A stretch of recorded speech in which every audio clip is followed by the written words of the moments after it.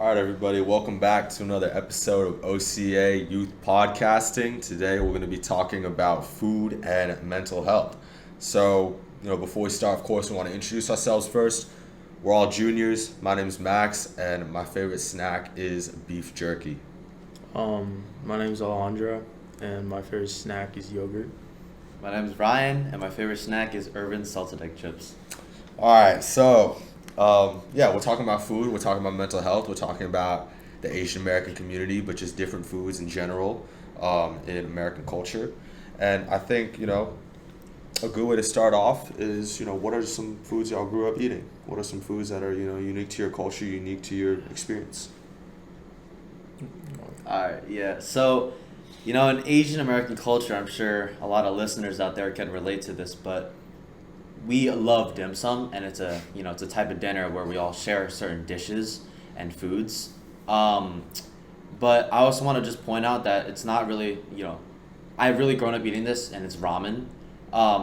When I was, until up to third grade, I was like a very picky eater, and just I would only eat butter, pasta, and chicken, and it was just kind of bland.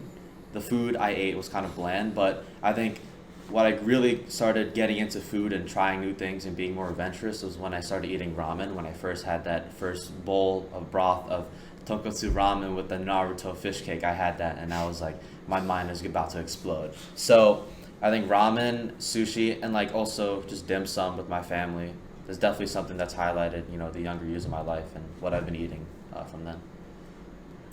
Yeah, I think I had more of, the culturally Asian food earlier on. Always eating rice with, before it was every single meal.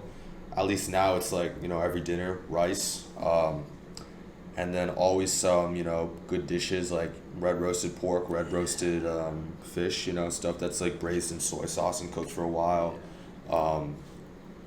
My grandparents sometimes took they tried to, take their spin on American foods, instead of deep frying potatoes and making French fries, they would cut strips of potatoes and maybe cook that with some soy sauce, get it nice and charred, stuff like that, and just these different Chinese dishes. Yeah. I grew up eating more, Mexican food, Latin American food. So I was kind of into tacos a lot. My mom made a lot of tacos, carne asada, adobada. And then we also had empanadas, obviously. Used to live in Miami, so that food was a lot more available. The ingredients, I guess, were more available. So good. than they are here in New York. But it was pretty cool, growing up eating that food, I guess. Yeah. Yeah, can I just add something Yeah, a little bit? it. Just about I want to ask you guys a question on just how that experience of mine. Were you guys you guys grew up eating? You guys never really had you guys weren't picky before you started eating the stuff that you grew up with, me. I didn't eat my vegetables, obviously. We had to do weird things put peanut butter on celery. Huh? Yeah, whatever it took. Really? Yeah, that's crazy. Yeah. I didn't eat my vegetables, That's and crazy. I think other than that, I wasn't too picky, but yeah. Was that good? Peanut butter with celery? No, not really. It's not Even when I had it, it's it's all right. Probably could have just ate the celery, I guess I never really had the time to be picky. You feel? Because I was immediately introduced to the food. Yeah. I was also had a little bit of problems with vegetables, but in tacos it's more incorporated, so they don't taste it as much. So I feel but, yeah. Yeah. Obviously, I think we all enjoy the food we eat from our cultures. It's pretty good. But I think in terms of growing up and just bringing this to mental health a little more, have y'all felt that, especially in elementary school or when you're younger, a little more vulnerable, have you felt that, you were judged for your food and the food that your family packed for lunch and the food that you ate on a daily basis? Yeah, so when I was in fourth grade or after I started eating more Chinese food or Japanese food, my school, our elementary school didn't have a cafeteria, so our parents would just bring and pack lunches for us, And so one time my mom packed, you can call it lo mein, lo mein, and she packed it, and I loved it because it was a very, very, salty, very plain noodles, and that was one of the dishes I kind of grew up eating with. You can consider it also Americanized, like Asian food, but that was something I was really familiar with. So when my mom, like, packed that up for me in 4th grade, and, all my friends were eating, it's 4th grade, they're not eating Dino Nuggies, but they're eating, like, potato chips, ham and cheese sandwiches, and they were just looking at me, and they're saying, like why does her noodles look like a big pile of dirt? Because lo mein is predominantly, it's obviously brown. So, and they were asking, I didn't feel judged, but I definitely felt that I kind of felt different in that moment, because just, I wouldn't say like my culture was being separated from them, but it kind of felt like I was an outlier in that moment. But eventually, like, my mom, I'm very lucky to have my mom. She packed a lot of good lunches, not just Asian food or food that was, similar to, like, my culture, but also she packed, American food, burgers that really impressed everyone. I'm sure you can attest to that. Yeah. But yeah, definitely when my mom packed a bunch of lunches that were, like, she brought in sushi, my friends would be like, oh, like, I love the California rolls and stuff like that. And I'm like, yeah, I do too, but this is sashimi, and it's, it's different, but that was just an experience that, happened. I mean, I definitely agree with you on reacting to, like, sandwiches and burgers. So I think the way that we pack lunch is a little different. I distinctly remember eating 2 dishes growing up. Like, it was always these 2 dishes. Yeah. You either have a big pile of brown stuff. It was called 粽子. Oh, it's sticky rice, and then there's a filling on the inside, like, beans or pork or beef. Yeah. Beans? Sometimes, Beans. Sometimes you Yeah, add beans. Yeah, even sweet, salty, they have it, like red beans or whatever. Red bean, yeah. Yeah. So, and then oftentimes it was, like, colored with soy sauce. So again, big brown pile.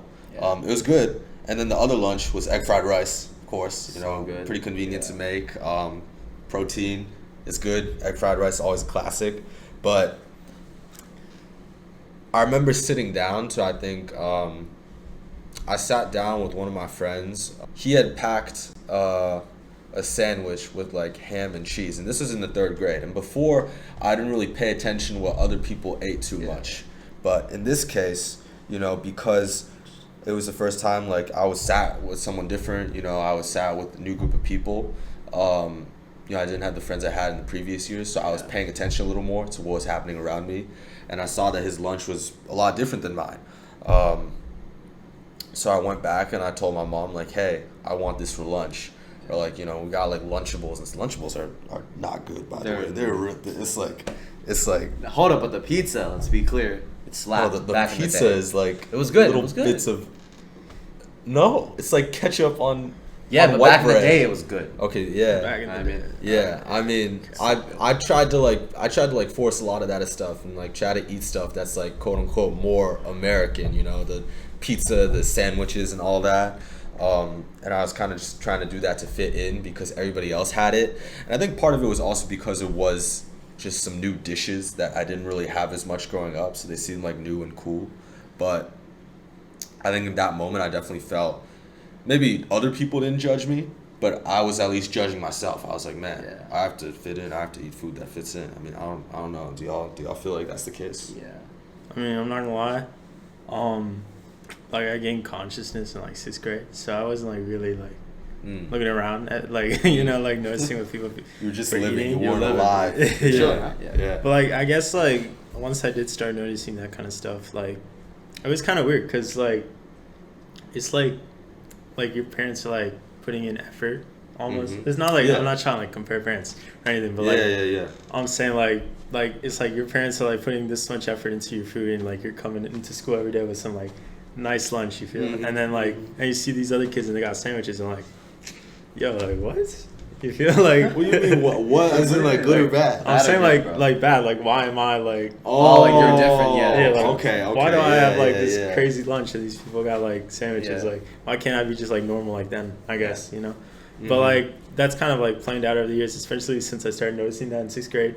It didn't really affect me that much because, I had, like, a higher maturity level at that point, I guess. But, 6th grade? Moving up, bro. All right. Oh, I just wanted to point out when you said like you were judging yourself. Mm-hmm. Like when you ask the question like about if you were being judged by your like lunch choice when you were younger, I feel like that sort of you're judging yourself, and the doubt that other people like are judging you is just like non-existent. I've kind of realized that when I first went into, I think it was third grade, where I mean, like in elementary school, you have like a different group of friends. You have like same group of friends, but you have different like classmates, and they like rotate every year.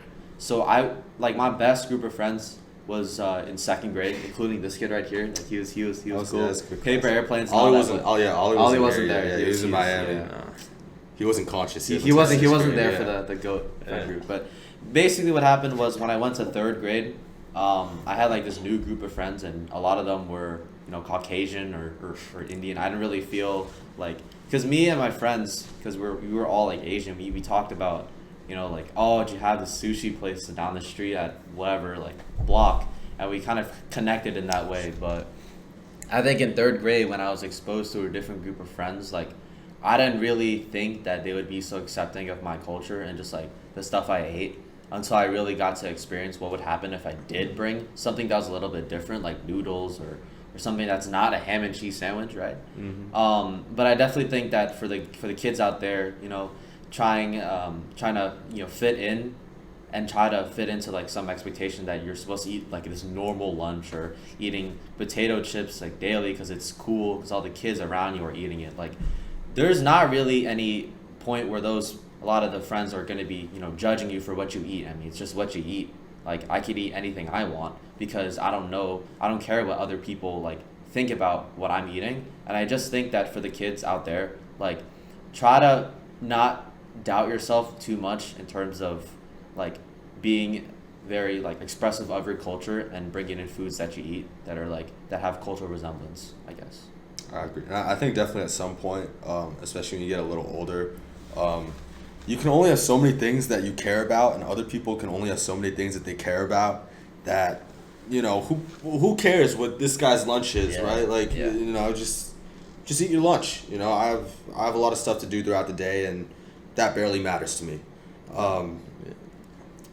I think with that being said, though, with the idea of being judged, I think we all do like our own food, our own culture's foods. Hell yeah. Despite any non-existent judgment from other people or judgment from ourselves. But in that way, how does your I guess cultural food like comfort your mental health, comfort you emotionally? I mean, so when I talked about like I'm Chinese, but I grew up eating a lot of ramen, shoyu, tonkotsu, all that, chashu, all that. Japanese food. Yeah, it's awesome. Favorite food, by the way. I said Hawaiian chicken rice in the other episode, but I just kind of wanted to make it a little bit different because I think someone else said ramen. But I think when I first started eating ramen, it was in a time of like, I wouldn't say trouble, but it was like when I was stressed. Like, it was in third grade or something like that, because I had like the multiplication like tests where you have to complete it in like 2 minutes, and like 3 times 7 or 9 times 6 and stuff like that, right? You remember that? Third grade? Well, he wasn't conscious until 6th grade, and I don't remember it either. Really? I think you guys didn't do that? Wait, are y'all know about like the times table? Yeah, that's timetable. That's oh what yeah, I used to do those too. Yeah. We did that in third grade. I don't really remember that. Yeah, so basically, like I was top of the class, and like no, like it was just 9 times 7. It was 8 times 8, 64. Exactly, 64. 9 times 9, 81. Complete that 100%. 12 times 12, 144. So, but I was like kind of stressed about it. I mean, there was a workbook that I had, and I was doing problems, left and right, and when I stumbled on one problem, I was like, oh man, like how could I forget this?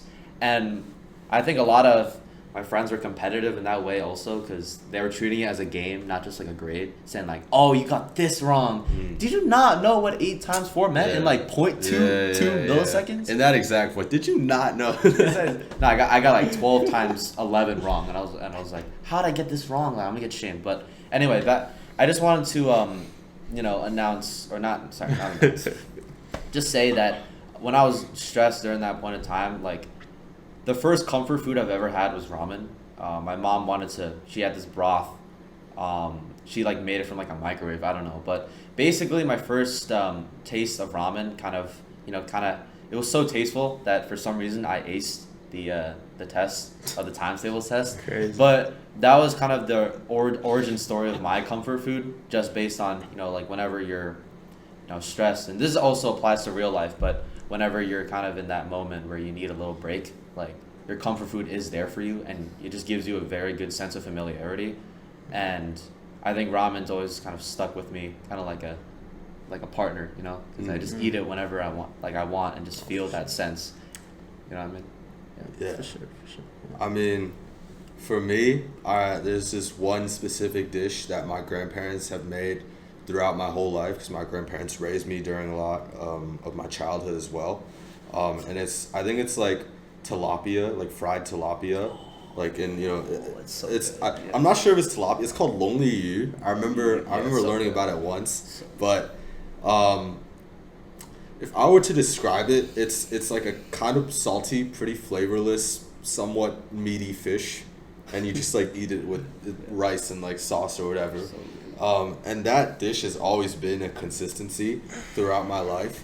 And I've had stages where I was like really excited about it. Like maybe when I was like 7 and 8, I was like really excited about it. Then, maybe when I was like 9, 10, 11, I was like, man, this is boring. I've been eating this for 4 years. But now I just had it like 2 hours ago. Like, to me, like sort of that consistency and having food made by my grandparents since I was young, and it's it's good, it's nutritious, it tastes well, it's something that I can always relate to and something I can always remember, is I think definitely something that helps my mental health in terms of like almost like stabilizing me in a way. Like, this is part of a familial experience that I'm really familiar with, and helps me calm down, relax, and enjoy the food I'm eating and take my mind off maybe more stressful stuff or whatnot. No, yeah, for sure. I guess I had like a similar experience. Obviously, different foods. For me, my parents, it's like tacos, I guess. There was also this like Argentinian, when I lived in Miami, like everyone there's like Argentinian, like the majority of like people are Argentinian. So there was this like really good bakery, this Argentinian bakery. And like every weekend I go with my mom or my dad, and we go like pick up some empanadas for the week to reheat for lunch or for like dinner. They also had these like really good pastries. I think there's like an Argentinian bakery near here too, but I don't really go there because it's not that good. But like Wow. Okay. having like that consistency, especially when I was younger, it was cool to just like know I had something to rely on, especially like food, I guess. Mm-hmm. It's really cool to just like go home and know like something like that is waiting for you. Like you just reheat something, make something real quick, just eat it, enjoy it. Take your mind off things. In Ryan's case, the times tables or whatever. Yeah. Silly example. It's the truth, No, I like you brought up bakeries though, because I think my parents and my grandparents used to go into like Flushing and like Chinatown a lot, like on the weekends. That's the to place. Go get groceries. And when you're like 5 or 6, you don't want to stand in lines and like walk in the middle of the street all day. You would just want to like run around, play video games, or like run around the field or whatever. So, my parents as like a sort of, I don't know, like compensation or reward, whatever you want to think of it as, like after we were done with the day, was you go to like a bakery, like Feda Bakery, like some Asian Chinese bakery, and they got all sorts of breads, like, pineapple bread, whipped cream bread, fish sandwiches. I think like there's this thing called rosong. It's called meat floss. I know it sounds kind of weird, but it's like really good. So good. Yeah, and they have that on bread as well. And at the end of the day, when you're sort of bored all day, you go and get some food from the bakery, and it's good and you like it. And I think that experience from when you're young, I think a lot of the food follows a similar pattern with this. But like when you're young and you had that really positive experience with food, when you're older now, that can be pretty important to your mental health. Like if you had, a tough day at school or a tough day at your sport, you come back, you can have a meal of something that you're familiar with and something that you really like. And that can really help, your mental, emotional space a lot. Yeah. I had a similar story to you too, because when I was younger, I didn't like supermarkets at all. I thought they were very cold. The freezing aisle was so I was suffering. I was like, Mom, can I go home now? Like, can I just go play with like whatever I played it back in the day? But there was one thing where my mom would, every time she'd bring me to a supermarket if we didn't have a babysitter. Like, she would, buy all these vegetables, and I was like, why am I here? But she bought one thing. It was like the fish, the red bean vanilla ice cream, like fish. Yeah, thing. yeah. It's like with like some breading on the outside in the shape of a fish, and there's some ice cream on the inside. Yeah, it's so good. Yeah. Like, whoever's out there, like, please try it. It's just good. Okay. Fish shaped ice cream. Yeah, it's with red bean. Don't forget the red bean, right? But I think that as you said, like, food does evoke kind of an emotion here, and I think for that fish ice cream, for me, like, when I eat it now, I ate it like a week ago. It kind of gave me some sort of like nostalgia in a way, because I treated it as a reward, because I was suffering so long in the freezing aisle that after like an hour trip or half an hour trip from the supermarket, I got this ice cream. It felt kind of a reward in a way, and I feel that during like times of studying, or when I'm doing something, and just taking a break and having that ice cream just made me feel like I accomplished something. You know what I mean? Like, it just made me feel like I studied, and whatever happened, and now I get to, feast on this, enjoy life. This fish. Yeah. Be at Not peace. a fish. Exactly. So, but I definitely think that feeling of nostalgia definitely comes up with ramen, sushi, the fish ice cream with red bean paste. I think that definitely pops up there as well. For sure. And, we talked a bit about like what the foods are, the individual foods and dishes and stuff we like, but I think a big part of how we interact with food is how we eat it, and how we eat it with our friends and our family. So I was just wondering, like, how does like the social aspect of eating help with your mental health, or help you emotionally? Yeah. Oh man, this is funny, because when you said like social gatherings, I had a couple of like funny but distant like bad memories of dim sum. But it was like, don't get me wrong, dim sum was awesome, but I was just wondering, because it's a social gathering, and then we had all these dishes. And everybody like sits around a exactly, table, just rotating. The rotating. Yeah, and then people come around in like carts and trolleys, and they bring you like these small little like dishes. It's like, think of like afternoon tea, but instead of like crumpets and crackers on trolleys, it's like bao and like dumplings, and like so like like good shrimp cakes. good, yeah. And then the tea, and then you also have tea. In Chinese, it's called zao cha. So that like tea is in the name. It's like morning tea, afternoon tea. All right. Yeah. But basically in dim sum, like it was awesome. We were all feasting, and that little spinny table where you would spin it, and all the tea and the teapot would be there. Like, for some reason at the restaurant, the table wasn't working, so I spun it, and then for some reason, like, it was slippery, so the cup or like the teapot like fell on my grandpa's lap. So I got yelled at.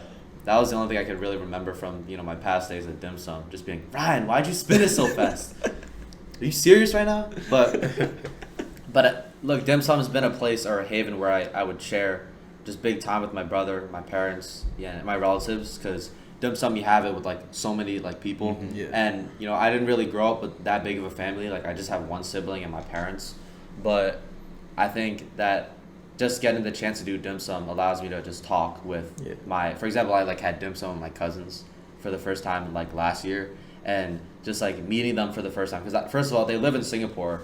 I mentioned that in the last podcast, but I never knew who they were, what they did, how tall they were, like, before last year. So when I had that chance to eat dim sum with them, like, I felt that was a very bonding experience in terms of, and it was very positive in ways that we talked through our experiences and who we are while eating a really, really good zongzi with salted egg in there. I love salted egg, but yeah, that's just something. I mean, I like how you talked about like the teapot and the glass table and like all these sort of dishes that people share around one table, and it's rotating.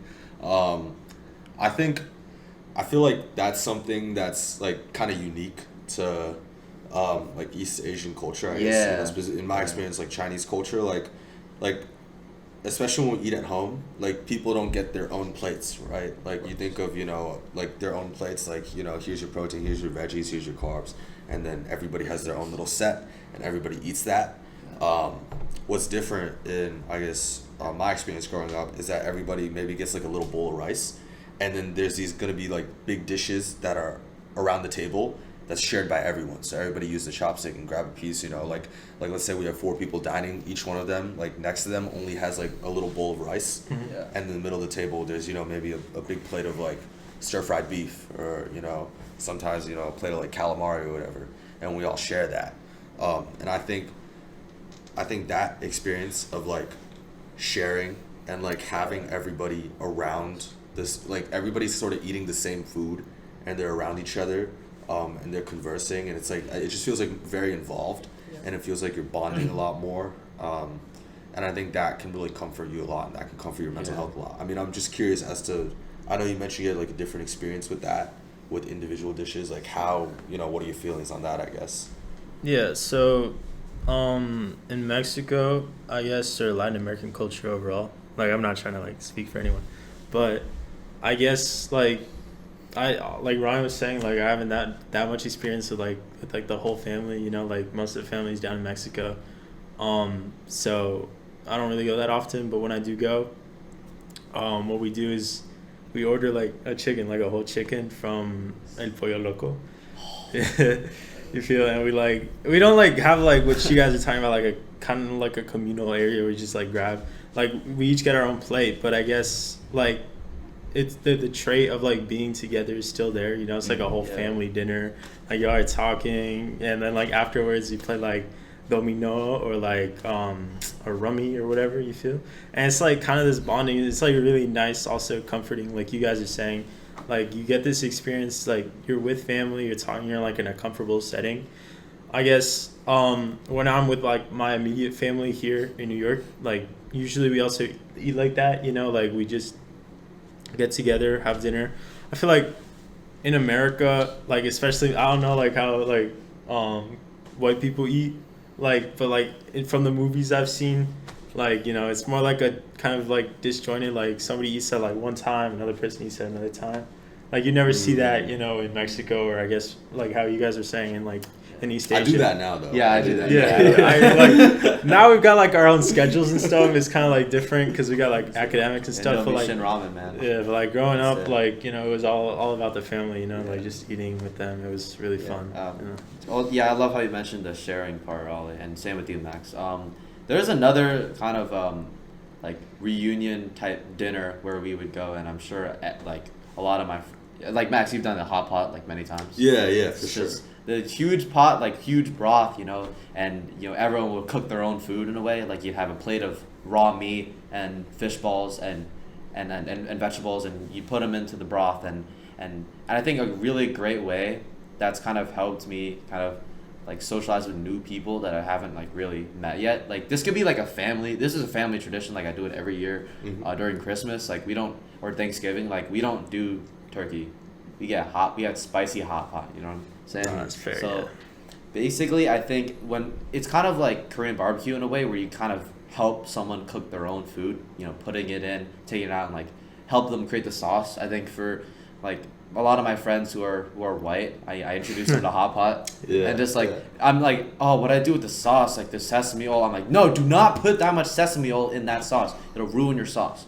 But it's kind of a bonding experience as like dim sum is in terms of family, but also I think getting hot pot is just also a great way to just socialize and bond with new people. Just like as I got older, because I ate more hot pot when I was older than I was like younger, because I wasn't really familiar with just like how would you handle a hot dish in front of you and not like stick your hand in. But I think hot pot definitely had kind of served the same purpose as dim sum, but also allowing me to just meet new people in the process.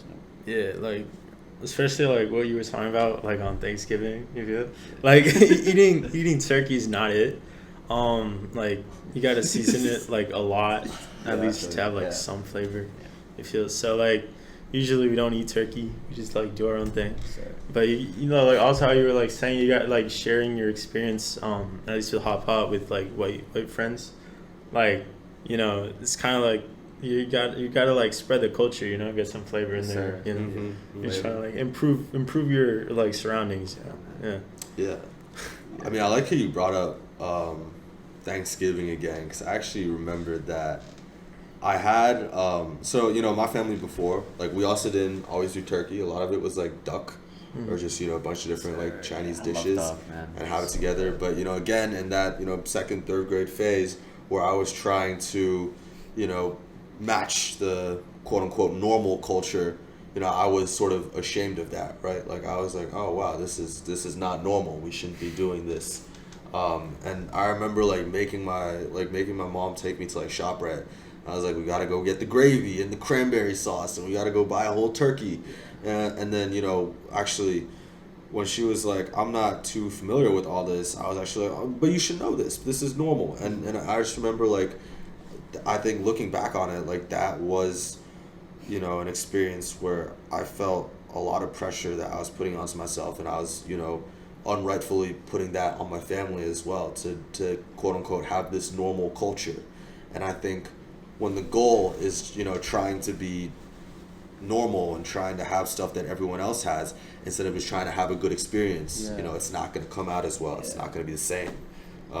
So yeah, I mean, just do what you like to do what your family likes to do. We all have our own traditions, we all have our own unique cultures and stories and all that. Yeah, I had a similar experience too when my parents first did a surprise hot pot for Thanksgiving. It was when I was in fifth grade actually, but it was like, we were playing backyard football for Thanksgiving, and that's just, you gotta play football. That's a tradition. 100%. So it was I forgot, like 5:30, and then the sun was coming down, and my mom and her friends prepared this dinner for Thanksgiving. I asked originally for turkey, because a lot of my friends were saying like, oh, you should get this turkey with the sauce and get and jam. What is it? Is it cranberry jam? Sauce. Yeah, so it doesn't taste like a desert. I'm like, and like, you know what's good too? I like white meat. The white meat. I'm like, oh yeah. Okay, yeah. I'll take that in consideration. White meat. Now I'm tasting white meat like a no for me, because dark meat is so much better. But when I told my mom to get a turkey, and she was like, oh, okay, because she was so busy and she didn't really respond to me. So I thought we were getting turkey for dinner, but we were in reality we were having hot pot. So 5:30, I caught the last touchdown pass, overtime, Randy Moss style, over the shoulder, right? And I came to the house, and I'm like, why is there just a giant bowl of soup on the table? Like, where's my turkey legs? Just where's the cranberry sauce? Where's the gravy, mashed potatoes? Like, because all my friends were having it. It's like, why couldn't I go to their house to have it? Like, and as you said, like, normal culture. Like, there is no normal culture. You feel me? Because the entire point of the Thanksgiving tradition dinner is to socialize with the people around you using the food. Like, it's not all about like what food you get or what tradition you're trying to assimilate to. It's whatever. Every family has its own traditions, but the main thing about Thanksgiving was we got to play football. I got to moss somebody over their head and have dinner with them and socialize and bond with them even more.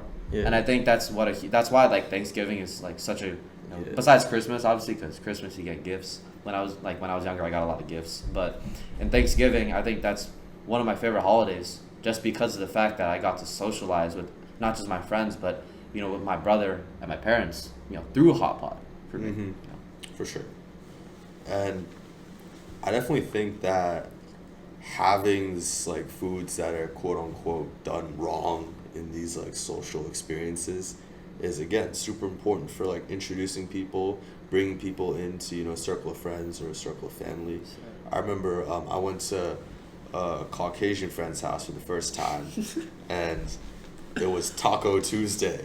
What do you know about Taco Tuesday, Ollie? I don't know. It's not really a thing. It's tacos every day. Taco every day. Come on. Yeah. So this is Taco Tuesday, and I was meeting them for the first time, and they were like a very, I would say, like extroverted family. They're pretty loud, and they're very welcoming. I was very timid, so I come into this room. I'm not really familiar with too many people. I only know my friend and maybe his mom and a little bit of his dad. But they had tacos around the table, and it was sort of like make your own thing. And even though it wasn't necessarily traditional or the right way to do it,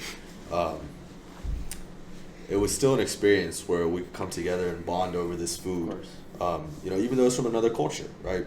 These other cultures, you're not locked from them, right? If you like something, you want to try it out, go ahead, go for it, 100%. right? And go have that. Although I think Taco Tuesday is a pretty Caucasian classic at this point, of white people classic. At some point there must have been a pioneer, and good on him, because that experience really helped me bond with that family, bond with my friend, and we've been cool with each other since. Sure. And I just want to point out also, like, in terms of that bonding experience, like, you don't really, like, for me, I don't really care if we don't, nowadays, like, I don't really care if we don't have, like, hot pot or dim sum or something similar to my culture. Like, okay, as much as I don't like eating, like, cheese pizza for, like, the 1,500th time in, like, my lifetime, I feel like even having pizza with people that, like, enjoy pizza and, like, feeling their enthusiasm just kind of, helps us, like, socialize a little bit more. Because, like, it doesn't have to be your culture, because the entire point is just to, improve your mental health and bond with certain people, right? So it doesn't really matter what the food is, as long as, other people like it and everyone's okay with it, and also just, like, I think everyone should also feel, like, familiarity, like, besides just stepping out of your comfort zone on some foods and, like, going into, like, a tradition's, like, specialty dish. I think, like, if you really just want to have a familiarity with a lot of people and just, have that moment where we could all, like, relate to each other, not like in a personal experience type of way, but just, like, you're eating the same thing, talking to each other and all that, I think, like, just having pizza or a simple dish out there is definitely very, very, that's what helped me kind of ease into what a lot of people are familiar with. Yeah, and, like, as much as you're, like, trying to spread, like, your own culture, your own food, I guess you also have to accept other cultures and other foods 100%. On that level. And that's one thing I think New York definitely does better than Miami, because, like, the food scene there was, like, everything was, like, Peruvian and Mexican. So it's good. So good, but, like, you gotta be, like, open to other stuff, and you're, like, especially in the city, you got a lot of East Asian cuisine, a lot of Indian, and it's like, it opened my eyes, like, there's other cultures that actually use spice, like, wow, it's crazy. I thought it was only us, but that's one cool thing, it's like, you got to be open to everything else too, you can't just, like, be, Yeah. I mean, on the topic of cultural openness, I think this is a pretty hot button debate issue, but what do y'all feel about Americanized food? Like, specifically, like, Americanized China, the General Tso's chicken and all that, walnut shrimp. Just what are your opinions on that Americanized food? Yeah. Like, look, traditions can be fused. Like, like, dishes and certain ideas from dishes or ways to cook it, like, that can be mixed together, right? There should be no limit on, how to cook a certain dish. Although there are better ways, because I'm not the biggest fan of General Tso's chicken and rice, because it's just a little too sweet, and I feel like I just don't like that sweet flavor. But I think for, like, Americanized Chinese food, like, this is a very positive outlook on how it is, but they're trying their best to engage an audience who, like, want to feel that same sense of familiarity with a certain food. And, with that, they can make the dish a little bit sweeter, because I know a lot of friends, they really like General Tso's chicken because it's sweet. Personally, I don't like sweet. I'm not a sweet guy, but I definitely think that Americanized Chinese food, like, shouldn't be, slammed or, like, slammed on, you know what I mean? Yeah. Or be like, you're eating this is not authentic Chinese food. Like, okay, it might not be authentic to your culture, but, like, why does that matter? You're eating what you want. You're eating something that feels familiar to you. You're eating something that you enjoy. I think that's the most important thing. Like, mixing cultures is, like, it cannot be bad, because it's always somewhere on the spectrum of good. Like, when you said you're in Miami, right? Peruvian food, and they had egg fried rice, but it was Peruvian. Man, oh man, I would eat that, like, right now, like, 10 times a day. It's so good. Peruvian is, like, mad influenced by Chinese food too. I know, but I'm just giving an example. But just, like, I think the fusion foods are one of the most exciting parts about, like, eating, and I feel like Americanized Chinese food shouldn't be held to this degree of, like, slander and just saying, like, oh, this isn't authentic. I'm a real Chinese man. I don't eat this, but that's just how I feel about it. Wait, how's Peruvian like? Yeah, so they no, they have, like, I don't know if they're, like, settlers or something, but, like, all I know is that a lot of their, like, dishes are, like, super similar, I guess. They, like, not in flavor, but, like, in the way they're prepared, it's like it's kind of like fried rice. Yeah. They have, like, fried rice and stuff. Yeah, it's super good. You gotta try it. So yeah. Okay. I mean, just backtracking to what Ryan said a little bit earlier about respecting Asian American food, I think you got to remember that a lot of these establishments serving Asian American food are ran by, you know, Chinese immigrants, first gen, second gen, whatever it is. You know, they're ran by Chinese people, and they're incorporating parts of their own culture into parts of, you know, American culture and trying to appeal to a taste as well. And I think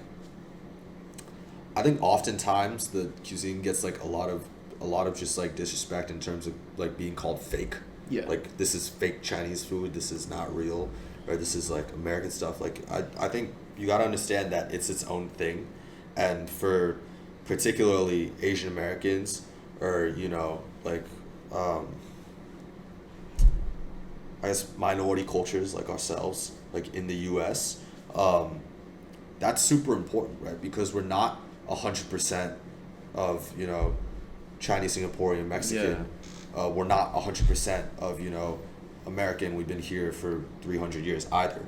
But, you know, finding that balance in between, and finding to a certain level like cultural representation is like very important in terms of feeling in place and having, you know, a stronger sense of self-identity, a stronger sense of belonging. Yeah. But like, would there be like a point where you say like it's like disrespecting the cuisine almost? You know, like, cause like first thing I try to do when we got here, like our family tried, was like find a good Mexican place. Like, cause like I'm not going to like Taco Bell for Mexican. Taco Bell's so good. Nah, bro. You're tripping.